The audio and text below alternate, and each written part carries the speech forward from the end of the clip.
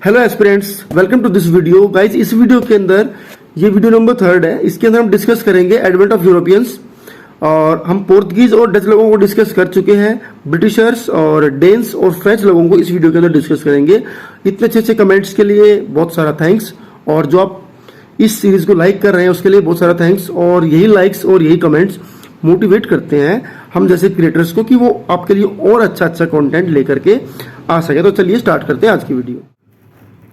So let's begin with the English. इनको आप अंग्रेज भी कह सकते हैं, और इनके बारे में तो खूब पढ़ रखा है आपने। और इंडिया की हिस्ट्री अगर बात की जाए तो इनका बहुत अहम रोल भी है। तो उसके बाद अगर बात करें तो आफ्टर पोर्तुगीज जो है वो हुआ ये कि पुर्तगालियों ने ट्रेंड सेट कर दिया कि हाई प्रॉफिट बिजनेस है, ठीक है। और यहाँ पर आकर के सबका मन करने लगा अब यूरोपियंस का कि इंडिया में जा कर के हम लोग अपना अपना बिजनेस जो है वो सेट करें। और पोर्तुगीज के हाई प्रॉफिट ट्रेड को देख करके they made the merchant of England impatient to participate in such profitable trade, कि भैया आप भी आओ और बहुत ज़्यादा प्रॉफिट है और यहाँ पर आकर के ट्रेड करो। और the British East India company जो है वो स्टार्ट होती है 1599 के अंदर, and it was formed by group of merchant. Basically कुछ व्यापारियों ने मिलकर के इसको स्टार्ट किया था, called the merchant of adventurers, ठीक है। Given a royal charter by Queen Elizabeth in 600 to trade in the East. तो जब इन्होंने कंपनी स्टार्ट करी तो उसके बाद इन्होंने परमिशन मांगी कि जी ऐसे ऐसे हमने अपनी कंपनी स्टार्ट करी है, और क्वीन से परमिशन मांगी कि अब आगे चल करके यानी कि इन फ्यूचर हमें यहाँ पर ट्रेड करने के लिए कोई सर्टिफिकेट प्रोवाइड किया जाए जिसको दिखा करके हम यहाँ के राजाओं से परमिशन ले सकें और अपनी चीज़ों को लीगल करा सकें। तो कैप्टन विलियम हॉकिंस जो सबसे पहले यहाँ पर जिन्होंने कोशिश करी 1608 से लेकर के 1611 तक ये रहे कहाँ पर, इन्होंने स्टे किया था जहांगीर के कोर्ट में ही।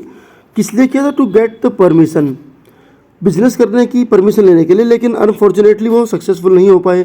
और ये सबसे पहले ही थे जिन्होंने सबसे पहला जो ब्रिटिश ट्रेडिंग शिप था उसको कमांड किया था, उसका नाम था हेक्टर। ये इंपॉर्टेंट एक शॉर्ट क्वेश्चन है कि सबसे पहले ब्रिटिश ट्रेडिंग शिप का क्या नाम था? हेक्टर। कौन बनेगा करोड़पति में भी ये सवाल आ चुका है, ठीक है। चलिए, तो उसके बाद जो जिनको परमिशन मिली उस टाइम पर मुगलों के राज में, उनका नाम था कैप्टन मिडल्टन। उनको परमिशन मिली कि यहाँ फैक्ट्री हम लोग लगा सकते हैं। Sir Thomas Roe he got the imperial फरमान, फरमान मतलब आदेश, परमिशन लेटर इनको मिला to set permanent factory in Surat, कि भैया आप सूरत में जाकर के अपने एक परमानेंट फैक्ट्री जो है वो डाल सकते हैं। इन्होंने परमिशन दिला दी। उसके बाद देखिए इस वीडियो के अंदर हम लोग फ्रेंच को भी डिस्कस करेंगे, डेन्स को भी डिस्कस करेंगे, और एक मैं आपको कंपैरेटिव स्टडी भी करके दिखाऊंगा कि कैसे फ्रेंच लोगों की अगर बात की जाए, ब्रिटिश लोगों की बात की जाए, तो इन दोनों में से ऐसा क्या हुआ कि ब्रिटिश सक्सेसफुल ज़्यादा हुए इन कंपैरिजन टू फ्रेंच और बाकी के। देखिए बाकी का हम पढ़ चुके, पोर्तुगीज़ का पढ़ चुके कि कैसे धीरे धीरे उनका डिक्लाइन होना स्टार्ट हुआ जब से ब्रिटिशर आने स्टार्ट हुए, क्योंकि बहुत पहले इंडिया में आ चुके थे। 1498 के अंदर वो आ चुके थे, ठीक है। तो लंबा टाइम पीरियड हो चुका था उनको। जब ब्रिटिश यहाँ पर आए तो तब भी उनको मोर देन 100 ईयर्स जो है वो हो चुके थे, ठीक है। उसके बाद फिर कैसे डच लोगों का जो इंटरेस्ट था वो इंडोनेशिया में ज़्यादा था, तो उन्होंने कैसे ब्रिटिशर्स के साथ सेटलमेंट कर ली कि भी आप इंडोनेशिया जो है वो डचेस को मिल गया, और इंडिया जो है वो बिजनेस करने का जो एक परमिशन होती है, जो राइट होता है, वो ब्रिटिशर्स के पास आया। तो after the first factory in Surat they got the lease of Madras in 1639, यहाँ पर उनका स्टार्ट होता है, ठीक है। क्योंकि 3 बेसिक पॉइंट उन्होंने बनाए इंडिया के अंदर। कौन कौन से बनाए? एक उन्होंने मद्रास को बनाया, एक उन्होंने बॉम्बे को बनाया, देन उन्होंने कैलकाटा को बनाया, ठीक है। उसके बाद आगे बढ़ते हैं। ओके, तो लीज पर उन्होंने मद्रास को लिया। लीज का मतलब होता है रेंट पर, ठीक है। रेंट पर का मतलब होता है कि उन्होंने वहाँ की गवर्नमेंट को बोला कि आप इतने सालों के लिए हमें मद्रास को दे दीजिए, अब यहाँ पर बिजनेस करें, कुछ भी करेंगे, आपको इतना रेंट जो है वो मिलता रहेगा, ठीक है। अब ये जो ट्रेंड था ये उन दिनों बिल्कुल अपने आप में यूनिक था, और ब्रिटिशर्स जो है वो इस चीज़ें माहिर थे, बिजनेस माइंडेड थे, ठीक है। और बाद में उन्होंने मद्रास को ही अपना हेडक्वार्टर भी बनाया, साउथ इंडिया की अगर बात की जाए। उसके बाद उन्होंने बॉम्बे को एस्टेब्लिश किया जनरल ओंगई ने, ठीक है, बॉम्बे को एस्टेब्लिश किया। उसके बाद और बॉम्बे को उन्होंने मेन सेटलमेंट बना लिया अपना वेस्ट में, जो वेस्ट पार्ट ऑफ इंडिया था उसका 1668 के अंदर Bombay became the main settlement point of Britishers, ठीक है। देन 1667 के अंदर ऐसा क्या होता है कि औरंगजेब ने एक फरमान जारी किया ब्रिटिशर्स को कि भैया आप बंगाल के अंदर, इनके बंगाल के अंदर भी बिजनेस कीजिए। और 1696 के अंदर बंगाल को हेडक्वार्टर बना दिया गया और कलकत्ता उसको जो है वो चूज़ किया गया, कैलकाटा जिसको आप कह सकते हैं, ठीक है। उन दिनों कैलकाटा को चूज़ किया गया। Calcutta became the headquarter of that region in India and Fort Williams जो है वो उनके गवर्नर थे उस समय पर जिन्होंने ये किया। 1717 के अंदर जॉन सरमन ऑब्टेन फरमान and many concession called Magna Carta of the companies. थोड़ा शॉर्टकट में लिख रखा है, समझा देता हूँ मैं। 1717 के अंदर मुगलों से इनको एक और फरमान मिलता है ब्रिटिशर्स को, और वो क्या था, इन्होंने हासिल किया बेसिकली, वो ऑब्टेन किया इन्होंने। और इसके बाद इनको बिजनेस के तो बहुत सारे कंसेशन दिए गए और इन्होंने अपने बिजनेस को एक नई ऊंचाइयों पर जो है ये लेकर के गए, क्योंकि इनको बहुत सारी छूट मिल गई, बहुत सारे कंसेशन मिल गए। और वो जो फरमान था, वो जो कंसेशन था, वो जो एग्रीमेंट था, उसी को आपने सुना होगा मैग्ना कार्टा। इस कंपनी का मैग्ना कार्टा कहा गया और यहाँ से इस कंपनी की जो ग्रोथ रेट थी वो ऊपर की तरफ चली गई। तो इन दिस वे इन्होंने अपने आप को सक्सेस किया इन इंडिया, अगर बात की जाए ब्रिटिशर्स की। तो उसके बाद आगे बढ़ते हैं, उसके बाद बात कर लेते हैं फ्रेंच की। हालांकि इसके बाद डेन्स आए, बहुत छोटा पॉइंट है, उसके सबसे लास्ट में डिस्कस करेंगे। अभी मेन पॉइंट पे आते हैं, द फ्रेंच, ठीक है। फ्रेंच की अगर बात की जाए गाइज, फ्रांस के लोगों को फ्रेंच कहते हैं and they were the last Europeans to come in India with the purpose of trade. व्यापार के पर्पज से अगर बात की जाए तो इंडिया में आने वाले सबसे लास्ट यूरोपियंस यही थे। लुइस 14 के टाइम पर तब उनका राज था, ठीक है, उस ज़माने में ये आए थे और उनके एक फेमस मिनिस्टर थे कोरबर्ट, ठीक है। इन्होंने क्या किया था, he laid the foundation of French East India Company in 1664। इन्होंने फ्रेंच ईस्ट इंडिया कंपनी जो है वो बनाई थी 1664 के अंदर, उसको एस्टेब्लिश करने की नींव जो है उसकी वो रख दी थी। उसके बाद आगे बढ़ते हैं, he created finance and control, the company was created and finance and control by the state. यही सबसे बड़ा ड्रॉबैक था द फ्रेंचेस का अगर बात की जाए तो, क्योंकि पूरी जो फ्रेंच ईस्ट इंडिया कंपनी उसको जो क्रिएट उसको किया गया बाय द गवर्नमेंट, उसको फाइनेंशियली जो चीज़ें देखी जाती थी वो भी गवर्नमेंट देखती थी और जो उसका कंट्रोल था वो भी सरकार के ऊपर था। मतलब कोई भी काम अगर फ्रेंच ईस्ट इंडिया कंपनी को करना है तो डायरेक्ट जो फ्रांस की गवर्नमेंट थी उनसे उनको परमिशन लेकर के उनके थ्रू वो सारे काम होने थे। मतलब they were not able to participate properly, they were not able to take the decisions properly without the permission of the government, ठीक है। बिना सरकार की इजाज़त के वो कुछ यहाँ पर कर नहीं पाते थे। पहली फैक्ट्री अगर बात की जाए तो सूरत में इन्होंने लगाई 1668 के अंदर, और उसके बाद मसूलीपट्टनम, ठीक है, और पौंडीचेरी जो है वो इनका सबसे मेन सेंटर था। This Pondicherry was known as the nerve centre of French power. French power का सबसे मेन सेंटर इसको माना गया था। Later became capital of French, बाद में आकर के फ्रेंच लोगों की ये कैपिटल भी बनी पौंडीचेरी, ठीक है।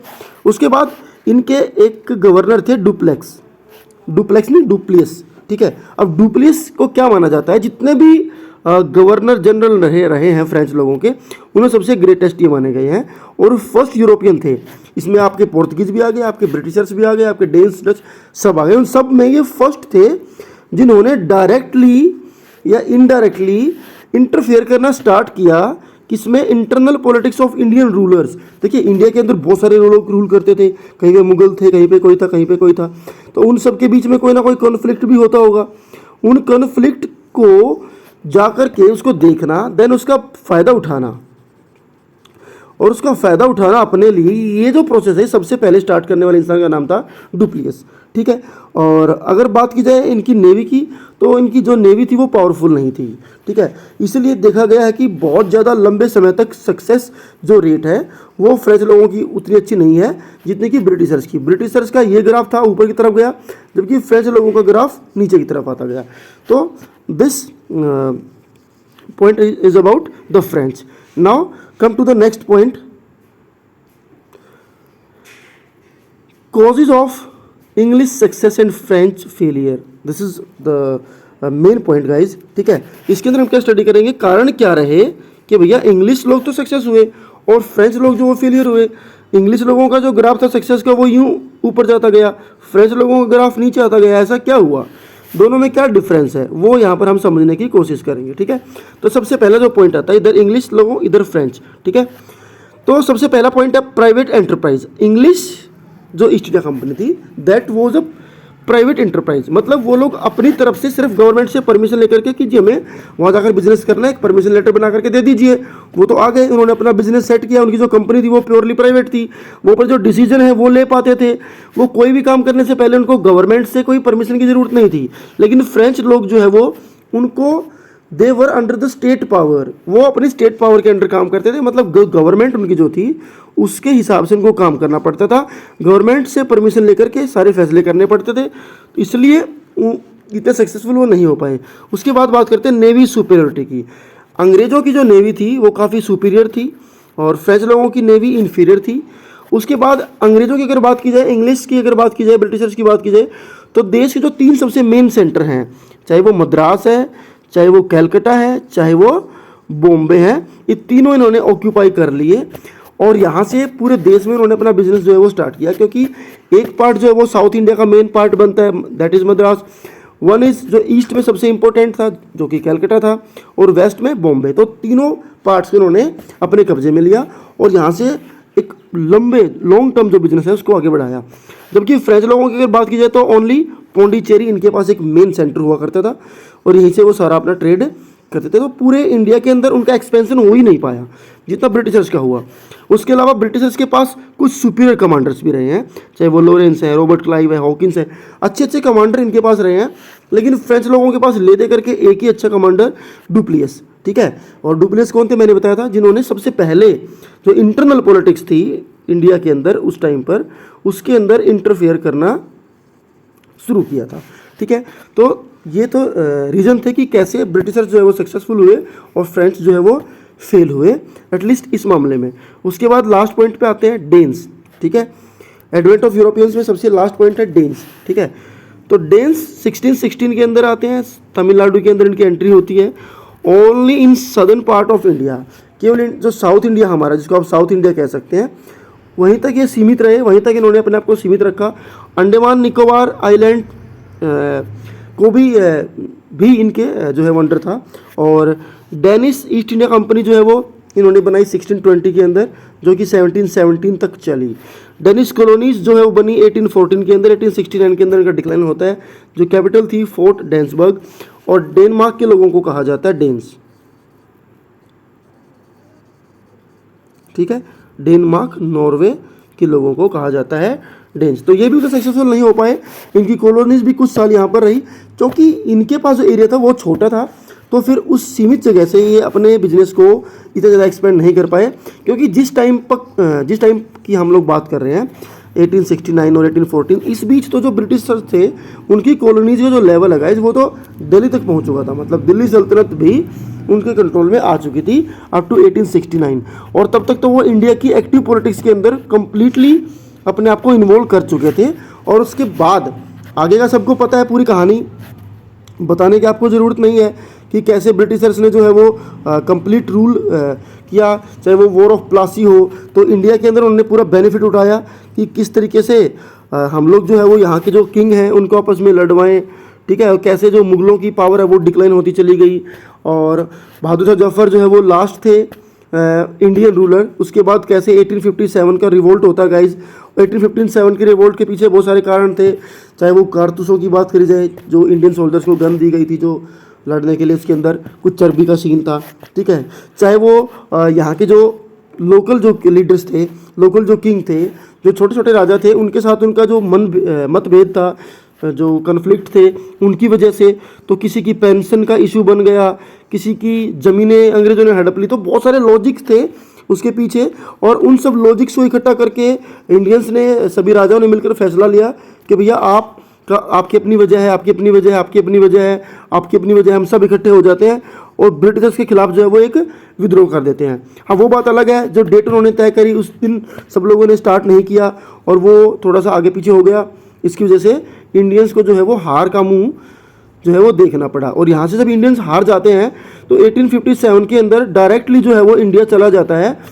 ब्रिटिशर्स जो गवर्नमेंट है, जो ब्रिटिश गवर्नमेंट थी, उसके अंडर इंडिया जो है वो चला जाता है। यहाँ तक की कहानी हम आज ख़त्म करते हैं कि कैसे 1857 के अंदर डायरेक्टली ऑफिशियली जो है वो इंडिया चला जाता है क्वीन एलिजाबेथ के झंडे के नीचे। अब India was not the colony, यहाँ तक तो इंडिया कॉलोनी थी ब्रिटिशर्स की, अब इंडिया कॉलोनी नहीं रही, अब इंडिया बन गया इंपीरियल स्टेट ऑफ ब्रिटिशर्स। जी हाँ, अब हम उनके साम्राज्य का हिस्सा बन गए। अब केवल यहाँ पर बिजनेस पर्पस नहीं रहा, अब हम उनके साम्राज्य का हिस्सा बन गए, जो साम्राज्य उन्होंने पूरे विश्व भर में फैला रखा था, जो वर्ल्ड वाइड उनका जो है वो किंगडम था, उस किंगडम का नाउ हम एक पार्ट बन गए। तो कॉलोनी यहाँ पर ख़त्म होती है, इंपीरियलिज्म यहाँ से स्टार्ट होता है। और जब इंपीरियलिज्म स्टार्ट होता है तो कुछ जो है वो ऐसे लोगों का जन्म होता है जिन लोगों को देश से प्यार था, जिन लोगों को लगा कि अब हम, क्योंकि अब तक तो देश हमारा कहने में तो गुलाम नहीं था। देखिए 1857 तक वो बात अलग है कि सारे रूल रेगुलेशंस जो है ब्रिटिशर्स अपने थोपते थे और सब कुछ वो करते थे, और देश का काफ़ी बड़ा हिस्सा जो है वो ट्रेड के हिसाब से अगर बात करी जाए और पॉलिटिकली बात करी जाए तो उनके कंट्रोल में था।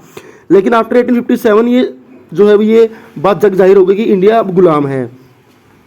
इसके बाद यहाँ से एक अलग मूवमेंट की जो है वो स्टार्टिंग होती है, जिसको आप स्वदेशी मूवमेंट भी कह सकते हो, जिसको आप ऐसा मूवमेंट कह सकते हो जिसके अंदर देश को फ्रीडम फाइटिंग्स को कह सकते हो, इंडिपेंडेंस के लिए मूवमेंट कह सकते हो, कुछ भी कह सकते हो, कुछ भी नाम दे सकते हो। अलग अलग लोगों ने इसके बाद अलग अलग आवाज़ें उठाई, अपनी आवाज़ें जो है वो they try to raise their voices, ठीक है, टू मेक इंडिया फ्री। तो यहाँ से वो फ्रीडम वाला जो है वो केस जो है वो स्टार्ट होता है। उसके बाद ही कांग्रेस की भी इस्टेब्लिशमेंट होती है, उसके बाद ही महात्मा गांधी, चाहे वो कांग्रेस है, ठीक है, चाहे वो महात्मा गांधी है, जिन लोगों की हम बात करें, भगत सिंह है, जिन भी लोगों की हम बात करते कहानियाँ पढ़ते हैं, वो सब 1857 के बाद की घटनाएं हैं, ठीक है। तब ये लगता था कि जब ये फिक्स हो चुका था कि इंडिया अब गुलाम है, ठीक है, India is now not now a free country, चाहे वो फर्स्ट वर्ल्ड वॉर है, सेकंड वर्ल्ड वॉर है, वो सभी इसी एरा में काउंट होता है आफ्टर 1857, जब इंडिया कंप्लीटली जो है ब्रिटिश गवर्नमेंट के अंडर था। तो अब आगे की जो कहानी है वो हम बाद में डिस्कस करेंगे।